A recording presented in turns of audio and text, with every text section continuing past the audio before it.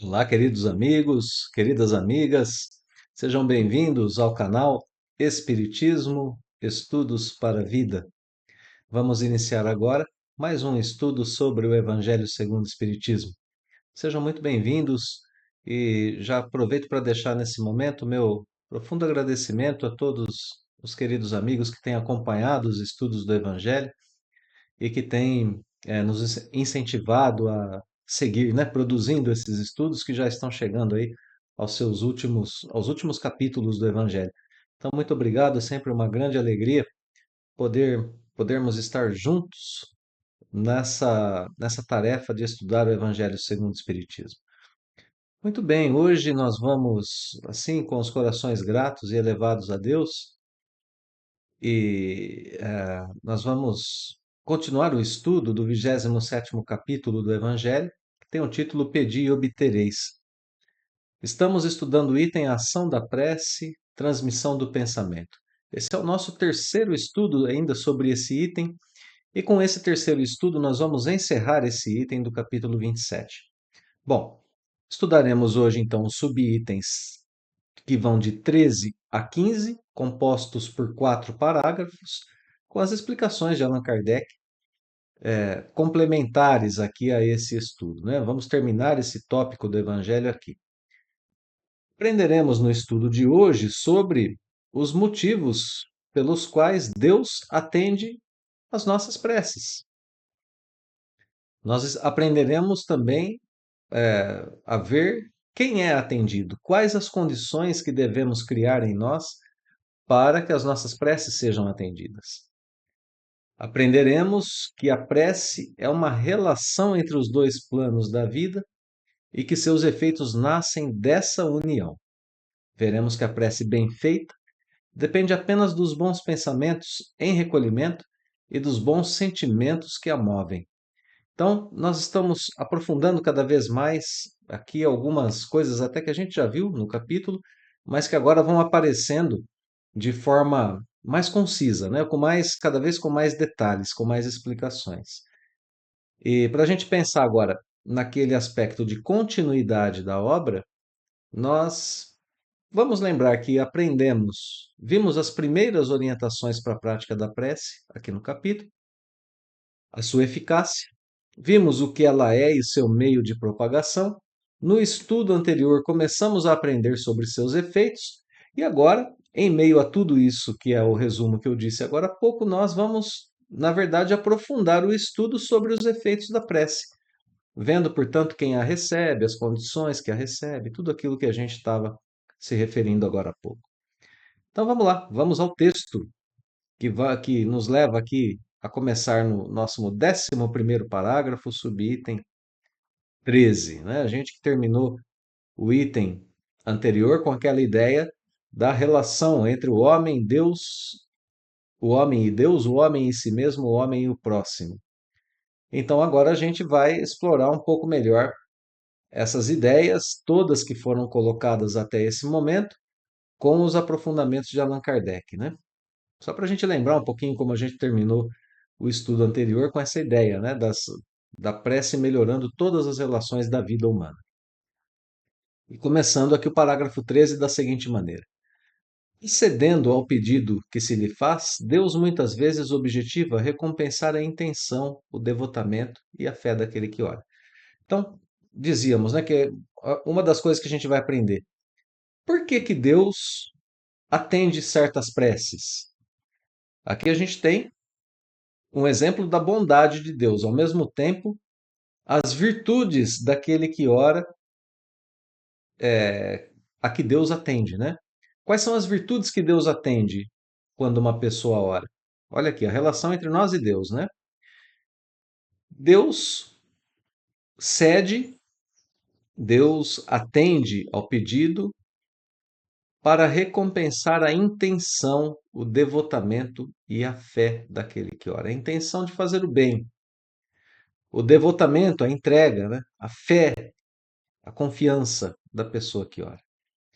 Então a gente tem ao mesmo tempo as virtudes necessárias para orar e um exemplo da bondade de Deus atendendo ao pedido para recompensar a pessoa que está orando dessa forma.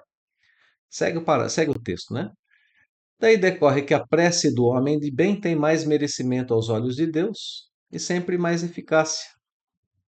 A prece do homem de bem é mais eficaz porque ele já desenvolveu essas virtudes que a gente acabou de ver em maior grau.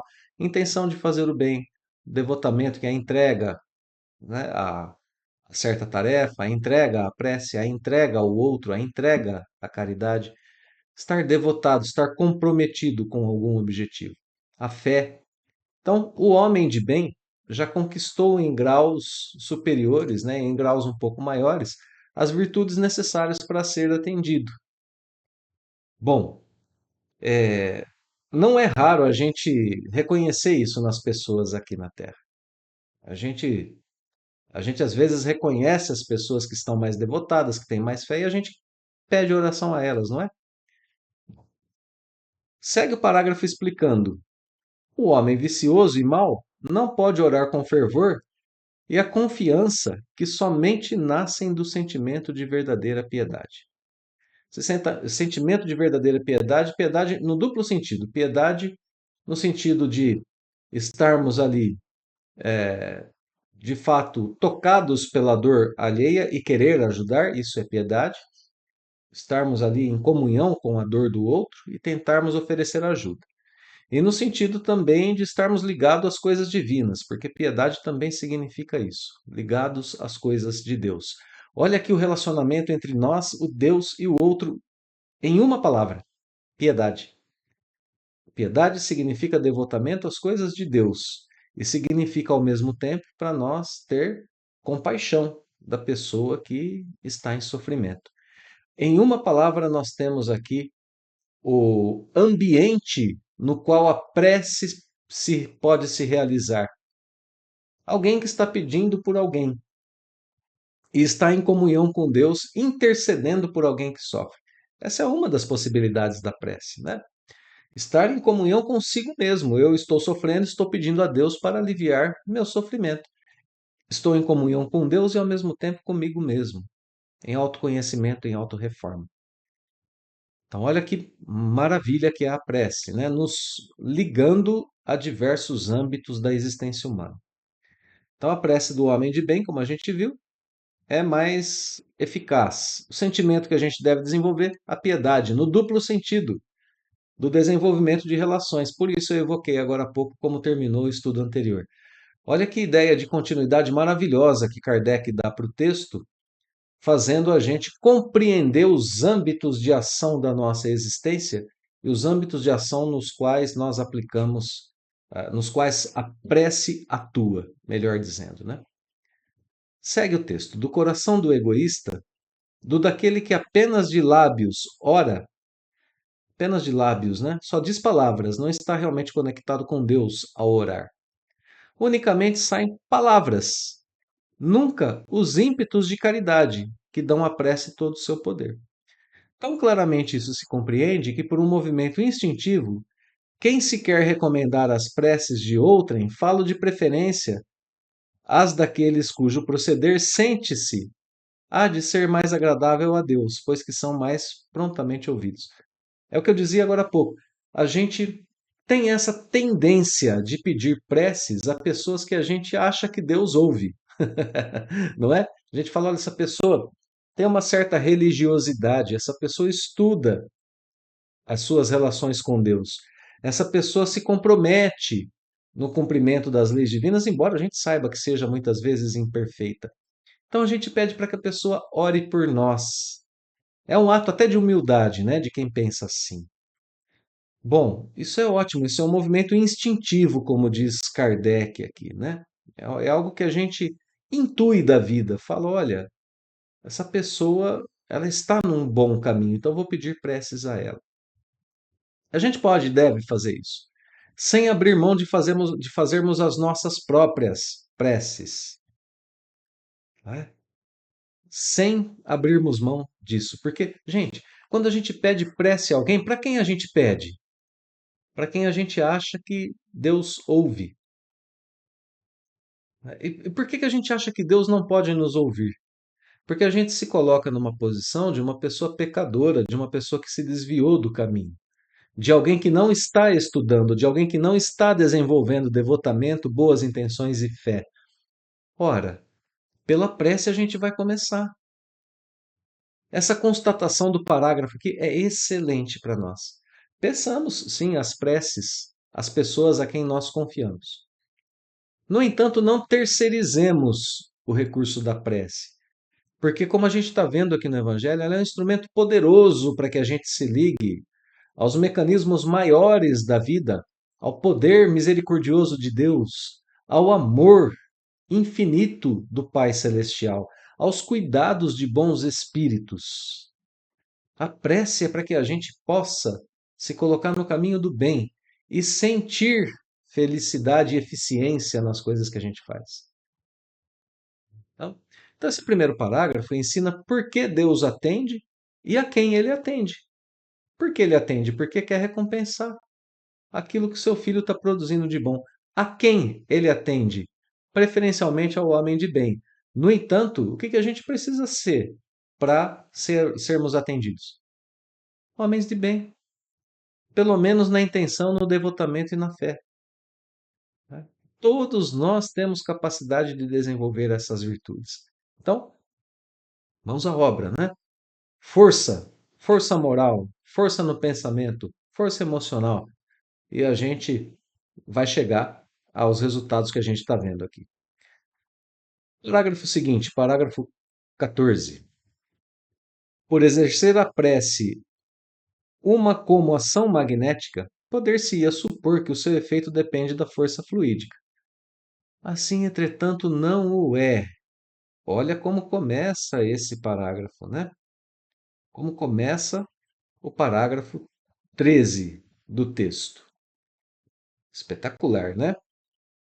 Espetacular, porque a gente pode pensar que seria algo do próprio espírito, da própria união alma-corpo, uma ação magnética que causaria os efeitos da prece. Mas o parágrafo diz: assim não o é. Não é assim. Vamos seguir para ver como é, né? Exercendo sobre os homens essa ação, os espíritos, sendo preciso, suprem as insuficiências daquele que ora, ou agindo diretamente em seu nome, ou dando-lhe momentaneamente uma força excepcional, quando o julgam digno dessa graça, ou que ela lhe pode ser proveitosa. Então, nesse parágrafo, a gente já pode constatar que todo mundo pode orar, todo mundo pode pedir, e que não há essa limitação fluídica. Isso porque os nossos próprios fluidos, né, essa ação magnética, é fortalecida por bons espíritos quando ela é insuficiente em nós. Portanto, a ação da prece é conjunta com o plano espiritual, nunca apenas daquele que ora. Precisa acontecer assim. A gente precisa ter essa consciência de que se eu não tenho força moral, se eu não tenho força intelectual, emocional para ajudar alguém, ao orar, isso tudo é potencializado em mim. Isso tudo melhora, isso tudo é purificado.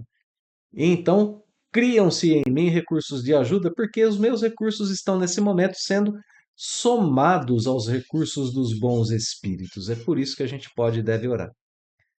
É esse o auxílio que a gente tem. Então, esse parágrafo explica o efeito da prece como uma ação conjunta entre os dois lados da vida. Por isso que qualquer um pode pedir, qualquer um pode orar. Segue aqui agora o parágrafo 13.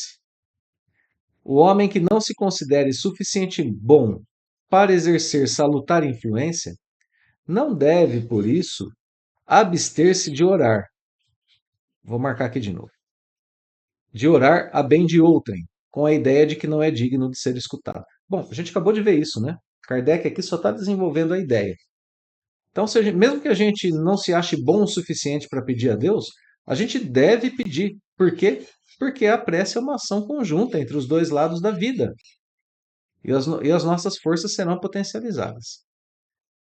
Olha como segue o texto. A consciência da sua inferioridade constitui uma prova de humildade. Mas aqui eu quero trabalhar um pouquinho a ideia da palavra humildade, porque ser humilde não é ser omisso.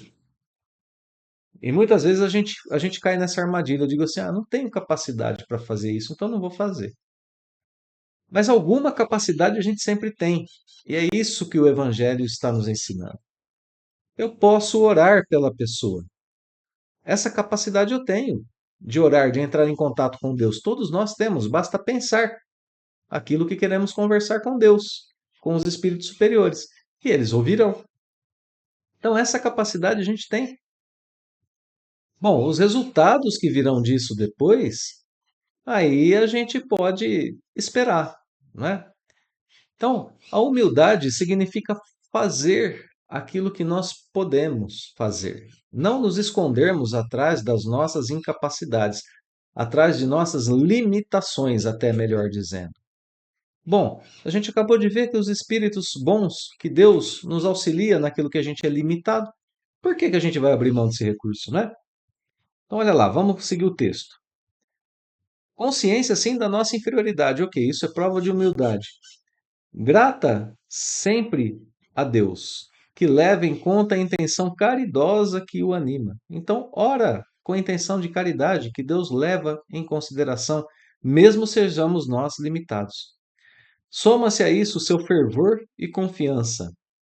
Isso é um primeiro passo para a sua conversão ao bem, conversão que os espíritos bons se sentem ditosos em incentivar.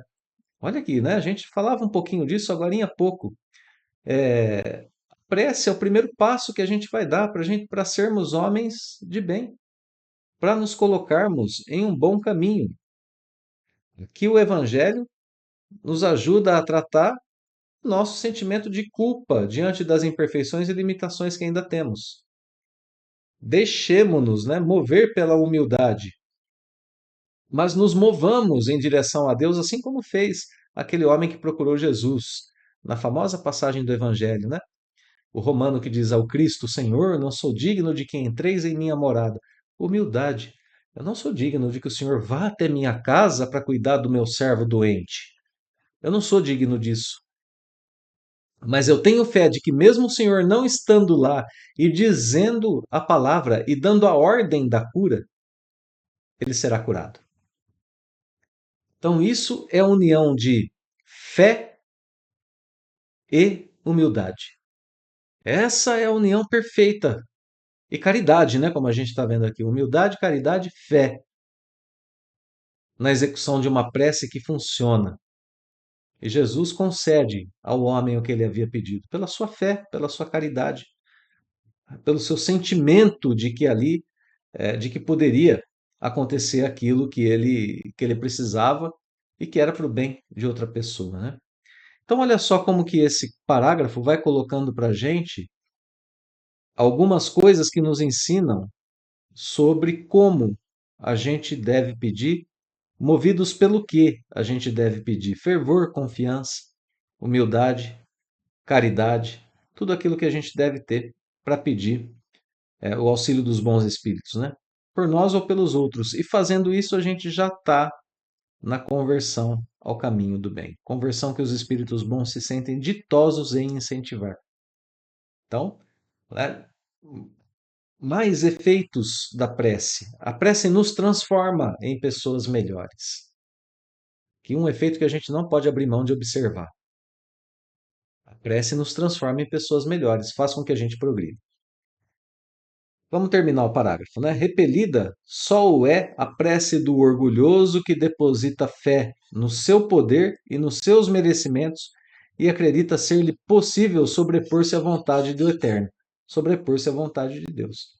Ora, claro, esse tipo de prece, né, é de fato repelida pelos poderes divinos. Então, esse parágrafo explica as condições ideais para aquele que ora, para aquele que faz a prece. E vamos agora então ao subitem 15, que é o último com o qual a gente vai encerrar esse item que nós já temos estudado há 3 semanas, né? Esse agora é o nosso terceiro e último estudo sobre esse item. Vamos lá. Está no pensamento o poder da prece, que Por nada depende, nem das palavras, nem do lugar, nem do momento em que seja feita. Então, pensamento é tudo. O importante é o recolhimento, como a gente vai ver aqui. Ó. Pode-se, portanto, orar em toda parte e a qualquer hora, a sós ou em comum. Pode-se orar de todos esses jeitos, né? Toda parte, qualquer hora, qualquer lugar, sozinho ou acompanhado. A influência do lugar ou do tempo só se faz sentir nas circunstâncias que favoreçam o recolhimento. Então a prece é pensamento e recolhimento. Pensamento e concentração, estar consigo mesmo, né? Estar envolto consigo mesmo. A prece em comum tem ação mais poderosa quando todos os que oram se associam de coração ao mesmo pensamento e colimam o mesmo objetivo. Então, aqui, qual é a prece poderosa em conjunto? Quando todos têm o mesmo pensamento, quando todos têm o mesmo objetivo.